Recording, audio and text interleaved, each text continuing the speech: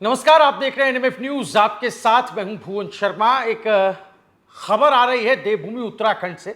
आप सभी जानते हैं चार धाम यात्रा की शुरुआत हो चुकी है। कल यानी जो बीता कल है केदारनाथ धाम के कपाट खुले और आज सुबह 6:15 बजे चमोली स्थित बद्रीनाथ के भी कपाट खुले, बद्रीनाथ धाम के भी कपाट खुले। तो बड़ा ही आस्था और श्रद्धालुओं की जो भारी भीड़ है वहां पर देखी जा रही है। देश और विदेश से भी भक्त जो है वो दर्शन के लिए पहुंच रहे हैं। एक तस्वीर ये है, दूसरी तस्वीर एक नैरेटिव की तस्वीर है।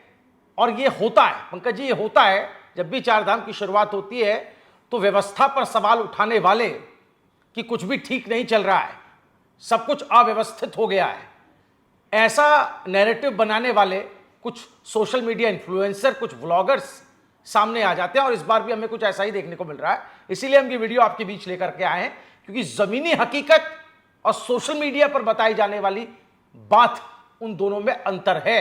और आज इसी पर बात करेंगे, क्योंकि ये कहा जा रहा है और पंकज जी ये भी जग जाहिर है कि इतने दुर्गम इलाके हैं, वहां पर एक साथ इतनी बड़ी तादाद में अगर लोग आएंगे तो व्यवस्था तो डगमगाएगी ही।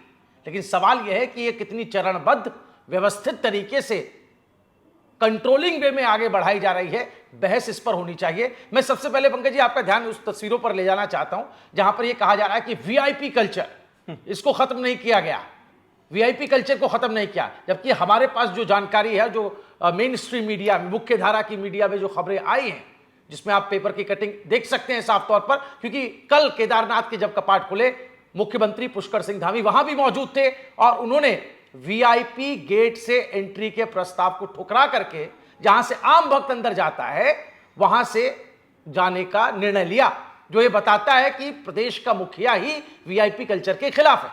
तो सरकार एक तरफ ये बातें कर रही है, दूसरी तरफ सोशल मीडिया पर ये नैरेटिव गढ़ा जा रहा है कि भैया वीआईपी कल्चर की वजह से आम भक्त परेशान है। पंकज जी क्या कहेंगे आप?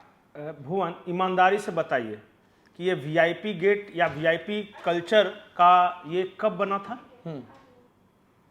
और क्या इस देश के लगभग सभी बड़े मंदिरों में वीआईपी पास नहीं मिलता है? ये सिर्फ उत्तराखंड में होता है? ईमानदारी से आप बताइए। ऐसा तो बिल्कुल नहीं है, सब जगह होता है। अब मैं बता रहा हूं कि उत्तराखंड में वीआईपी पास या वीआईपी गेट का कल्चर किसके सरकार के दौरान हुआ था? कांग्रेस की सरकार के दौरान। और बीजेपी की सरकार इसे तोड़ रही है। जो मुख्यमंत्री हैं धामी, वो आम लोगों के साथ खड़े हैं। तो ये जो कांग्रेस और लेफ्ट इको सिस्टम में कर रहा है वीआईपी कल्चर खत्म नहीं हुआ। शुरू कौन किया था? जाके पता कर लो कौन शुरू किया था। कांग्रेस। और हर मंदिरों में वीआईपी पास देने की परंपरा भी कांग्रेस राज में शुरू हुई। वीआईपी कल्चर का मैं बताऊं, वीआईपी कल्चर किसको कहते हैं? जब आईएनएस, जो इंडियन नेवी का जहाज जो कि युद्ध के लिए आया है, युद्धपोत के लिए, जब परिवार पिकनिक मनाने उस जहाज पे जाता है। राजीव गांधी गए थे सोनिया गांधी को लेकर हनीमून मनाने। वो हनीमून मनाने के लिए है। नेवी के लिए जो जहाज युद्धपोत है वो कहते हैं वीआईपी कल्चर। वीआईपी कल्चर वो कहा जाता है जब राजीव गांधी का बर्थडे का केक कटने के लिए स्पेशल चार्टर्ड प्लेन मंगाया गया था भारतीय वायुसेना का। भारत के पास बहुत ज्यादा उस वक्त विमान नहीं थे, फाइटर प्लेन नहीं थे, लेकिन केक काटने के लिए बुलाया था।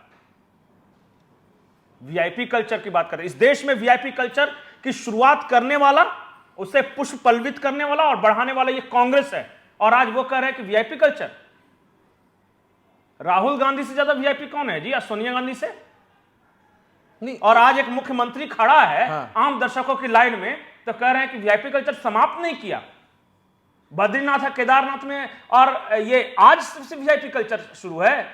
बीजेपी सरकार आई तब से शुरू है कि और खत्म किया जा रहा है। ज्यादा सुविधाएं बढ़ा रहे हैं लोगों के लिए। और दरअसल इनका दर्द क्या है पता है भुवन? रिकॉर्ड संख्या में पर्यटक कैसे आ रहे हैं, इतनी सुविधा जो इंफ्रास्ट्रक्चर का निर्माण हुआ वो क्यों हो रहा है, इनकम कैसे बढ़ रहा है, लोग खुशहाल कैसे हो रहे हैं। तो पेट में दर्द है तो पेट दर्द कहां से निकालेंगे? तो कहेंगे कि वीआईपी कल्चर नहीं खत्म किया। करना धरना कुछ है नहीं। और जो सामने वाला कुछ कर रहा है तो सिर्फ उसमें उंगली करना है।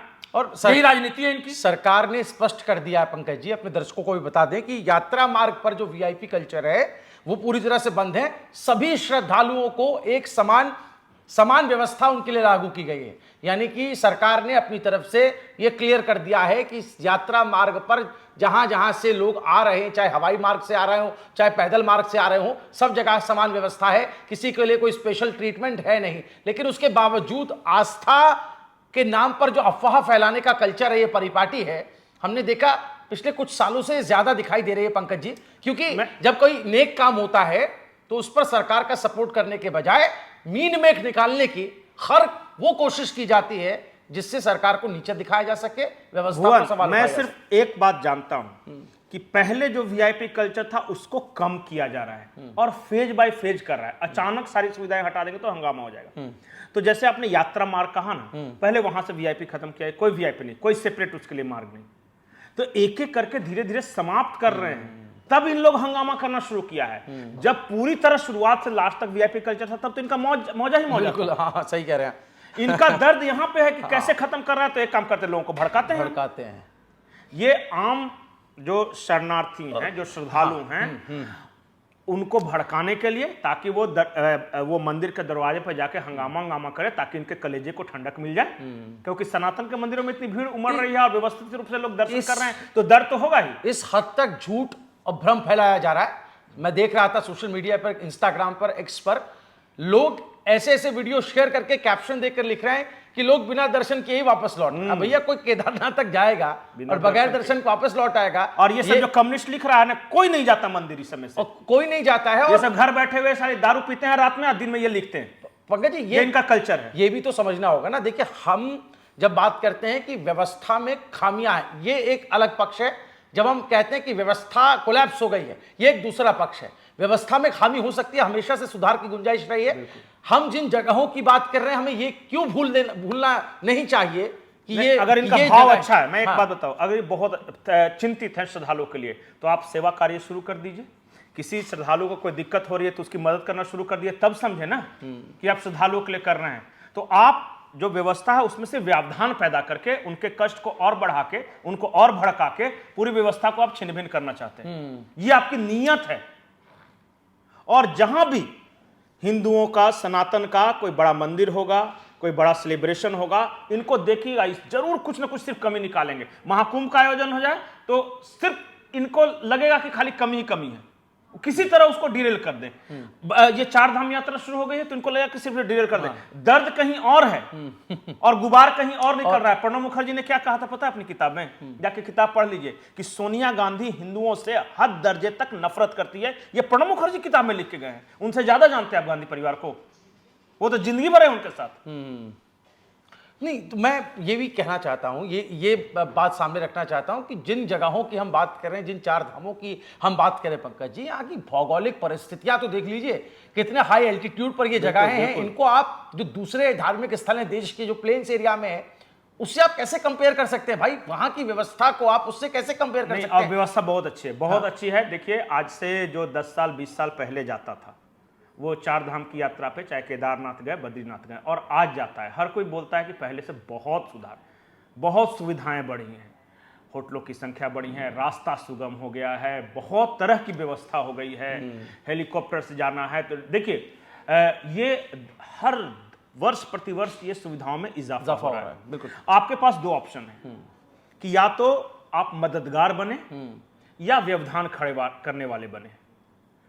अगर आपको लगता है कि फिर भी आप कुछ मदद कर सकते हैं लोगों की सुविधा में, जैसे कि सरकार कह रही है कि कृपया लाइन में खड़े रहें, तो आप इतना मदद जरूर कर सकते हैं कि लाइन में खड़े रहें। लाइन तोड़कर आप उस व्यवस्था को खराब कीजिएगा। आप भगवान के दर्शन के लिए जा रहे हैं, नियत कम से कम हमेशा अच्छा रखिए और कभी भी किसी निगेटिव बातों पे मत आना। वो कम्युनिस्ट, कांग्रेस, वो सब क्या कहते हैं, वो कभी आपका भला नहीं चाहते। वो तो चाहते हैं कि सनातनी इसी तरह कोई भागदौड़ में मर जाए, कोई ये हो जाए, कोई, आप देख ही रहे हैं हर जगह। नहीं, वो एक्चुअली इंतजार में बैठे हैं कि कोई बड़ी मिसहैपनिंग हो, ताकि मजा आ जाए, इनको राजनीति करने का मौका मिल जाए, राजनीति और सोशल मीडिया पर नंबर्स मिल जाए। आजकल ये भी तो एक चल रहा है ट्रेंड। और बिल्कुल इसी नोट पर इस बात को हम खत्म करेंगे और आपसे कमेंट की उम्मीद करेंगे कि आप इस पर अपनी राय जरूर रखें कि इतने भौगोलिक कठिन परिस्थितियों में लोग जो है दर्शन करने के लिए जाते हैं, बजाय इसके कि ये इन्फ्लुएंसर लोगों से कहें कि पैनिक क्रिएट ना करें, इतनी बड़ी तादाद में ना पहुंचे, अभी बहुत वक्त है, आराम आराम से दर्शन के लिए आए, कुछ रुक करके आए, बजाय जागरूकता फैलाने के ये लोग व्यवस्था पर अनर्गल कुतर्क रख करके सवाल उठा रहे हैं। एक बात जो बुजुर्ग है मेरे घर में, दादी अक्सर कहा करती थी कि भगवान के दर्शन में कष्ट होता ही है। अगर घर पे बैठे बैठे एसी में भगवान के दर्शन हो जाए तो फिर काहे कोई चढ़े। इसलिए तो दुर्गम स्थलों में हमारे देवी देवता का वास है। तो ये जरूर समझिए कष्ट थोड़ा तो होगा, कष्ट होगा, और उस कष्ट को दूर करने के लिए वही मजा है, वही मजा है। मजा भी वही है पंकज जी, लेकिन प्रशासन की तैयारियां भी कम नहीं है, ये हम लोग देख चुके हैं। और आप कह रहे हैं साल दर साल इसमें इजाफा देखने को मिल रहा है। कॉरिडोर तक बनाए गए, केदारनाथ में ऊपर लोगों के चलने के लिए शेड तक बनाई गई है ताकि स्नो से बच सके, मौसम के कहर से बच सके। तो व्यवस्थाएं की जा रही हैं। अच्छाई और अच्छी चीजों पर भी निगाह डालनी बहुत जरूरी है। और इसी नोट पर खत्म कर रहे हैं कि आप लोग इस पूरे मामले पर अपनी क्या राय रखते हैं। अगर आप भी केदारनाथ या बद्रीनाथ, चार धामों में से गंगोत्री, यमुनोत्री, अगर आप दर्शन के लिए जा रहे हैं, जा चुके हैं, आपका एक्सपीरियंस क्या रहा है, जरूर कमेंट करके बताइएगा। वीडियो को ज्यादा से ज्यादा शेयर कीजिए। देश और दुनिया की तमाम बड़ी और अहम खबरों के लिए देखते रहिए एनएमएफ न्यूज। नमस्कार।